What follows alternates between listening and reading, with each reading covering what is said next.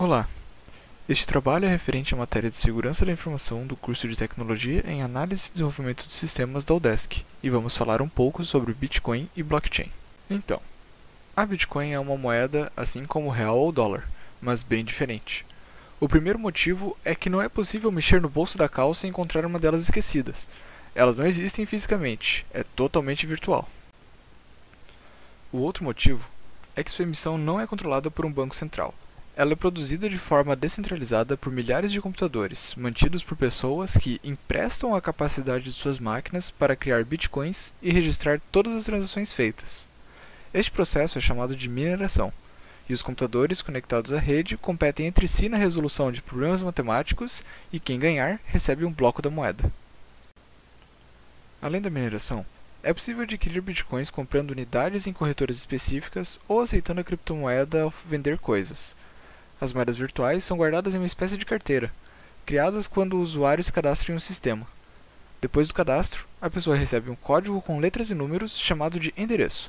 Esse código é utilizado nas transações, e quando ela quiser comprar algo, deve fornecer ao vendedor o tal endereço. Durante as transações, as identidades do comprador e do vendedor são mantidas no anonimato, mas a transação fica registrada no sistema de forma pública e a compra não pode ser desfeita.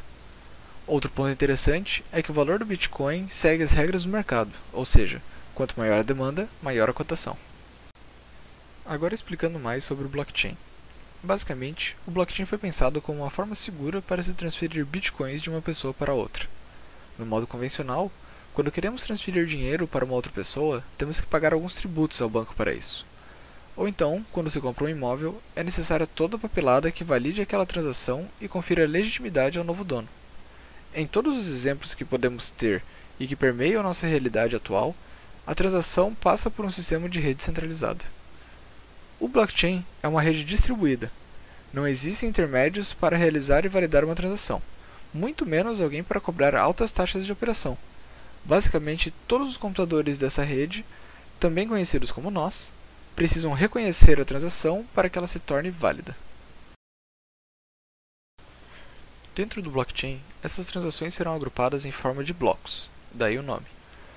Para os blocos serem feitos, é preciso respeitar algumas regras, como um tamanho máximo de transações que um bloco pode comportar e conter apenas transações que sejam verificadas como válidas, onde as duas partes envolvidas tenham aceitado a troca.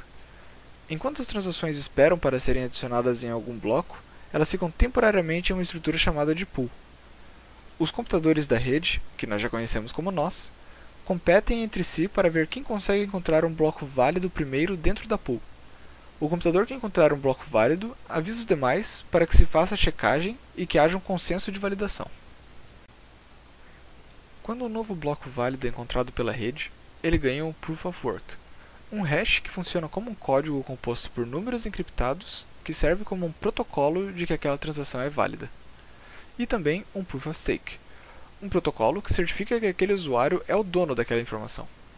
Após o bloco ser criado e validado pela rede, ele será adicionado à cadeia de blocos da rede, que é o blockchain. Esse novo bloco é inserido de modo sintagmático.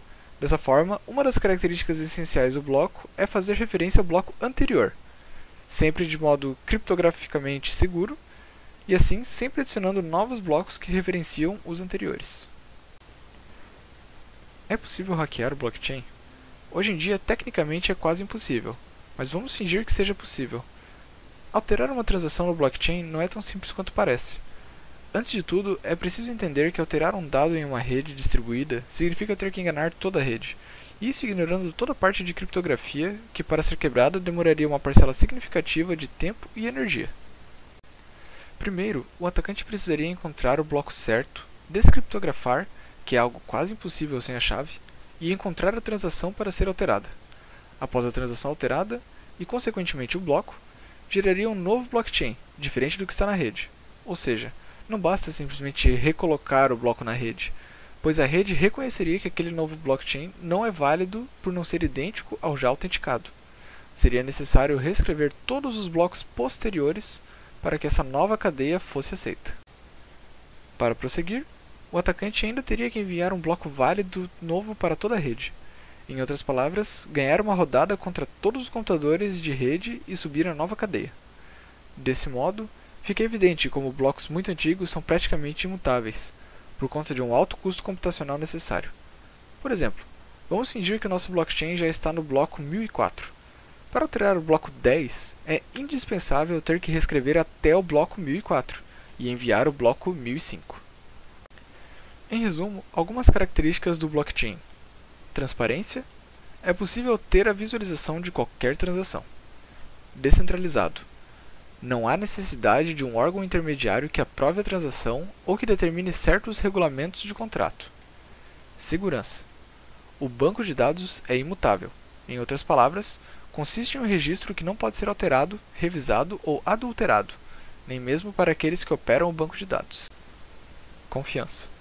A validação de uma transação requer que outros computadores de outros participantes entrem em um consenso para possibilitar que essa transação ocorra. Automatizado. O software foi desenvolvido para que não haja duplicidade ou informação conflituosa. Sendo assim, transações que não respeitem essa regra não são registradas dentro do blockchain.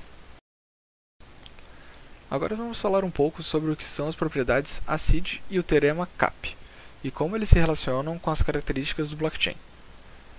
Atomicidade. Todas as operações na transação serão concluídas ou nenhuma será. Isso ocorre no blockchain. Nenhuma transação será feita pela metade. Consistência. O banco de dados estará em um estado consistente quando a transação começar e terminar. O blockchain se mantém consistente apontando sempre para os blocos anteriores. Isolamento. A transação se comportará como se fosse uma única operação sendo executada no banco de dados. Por se tratar de uma cadeia única de blocos, as transações são realizadas uma de cada vez e as que estão aguardando ficam armazenadas no pool. Durabilidade. Após a conclusão da transação, a operação não poderá ser revertida. No blockchain, não é possível reverter transações, apenas criar novas.